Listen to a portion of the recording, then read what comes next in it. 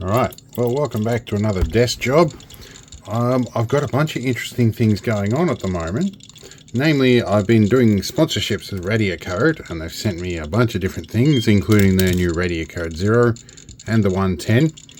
And I was also working on a logger device, and I had one of these cheap yellow displays. I thought I might try one of these out.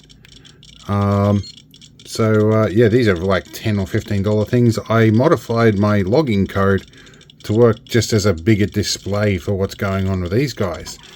And you have a little RGB LED on the back. So I thought I'll grab a test source and we'll see if this does what it's supposed to do. Alright, I'll grab some thoriated electrodes here while the postie pulls up in the driveway. And I think I've locked this onto, the 410. I've got it locked onto the 0. That's probably not going to help me. They're all upset. I've put this here. It's increasing the count. That's probably not the one to do this measurement on. Let's reset this first. Upset you. But yeah, this should connect to all of them. So the Radiacode 110, this guy, that should connect to the 110. That's the more sensitive one. Let's plunk this over here. This should instantly show us stuff's going on. And there's people in the doorbell beam. It's going to be a busy day. This one's showing much higher counts per second. So did we attach to the 103 maybe? I'm going to have to turn these off, figure out which one's which. Okay, I've just left the 110 running this time. I think in my programming the touchscreen calibration might be a little off. We'll see how we go. But we should be connected to the 110. This should go. And once the count rate gets up there a bit, it should start to change the color of the LED on the back. But I might need to change those thresholds, because this would be certainly something I'd be concerned about, and I'd want this to give me like an orange light on the back at least. Right, so I've updated some software and stuff on this, and I've let the official Radiacode app on my phone connect to it. It looks like they don't really support multiple Bluetooth connections, which is a bit unfortunate, but we're making progress. Alright, I've disconnected the Bluetooth on the phone. Let's restart this. See if we pick up the 110 again. We'll see. It can take a moment to scan for it. Could take quite a while apparently. A couple of code iterations later. But yes, I still haven't got it to connect with the with the software as well. What I want to test anyway here is with the 103 here, if it'll hit the threshold. This has gone yellow.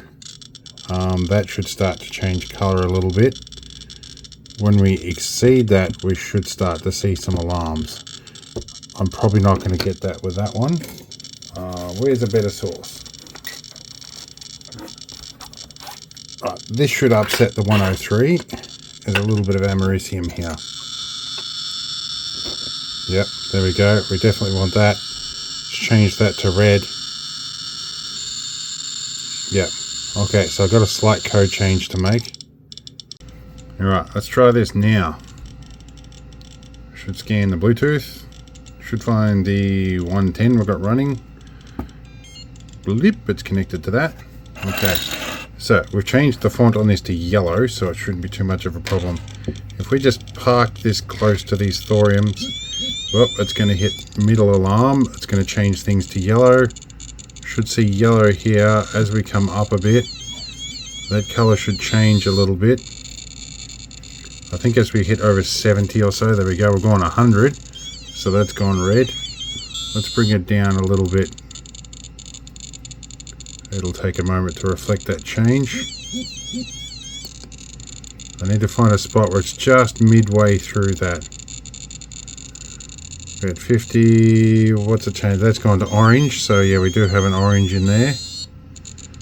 I'd say up a little bit more. Kick it over 70, I think is the threshold I'd set for it.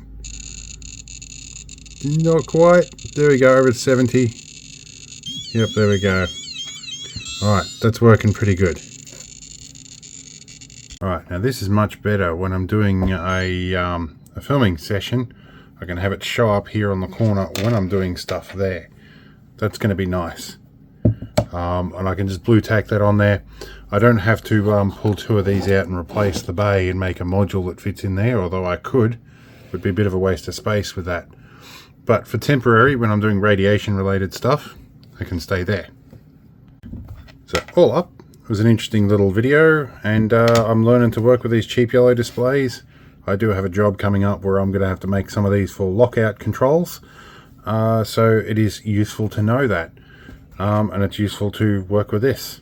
And I've just been over the moon at Radiacode sending me stuff. So they have sponsored me with the 0, the 103 and the 110 over time, and all the accessories and bits and pieces, including like the protective container and all the rest.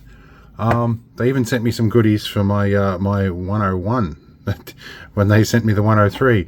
So they've been wonderful sponsors to have. So I don't mind at all working with them. So anyway, we'll continue on, and yeah, we'll see what else we can do with these radio codes.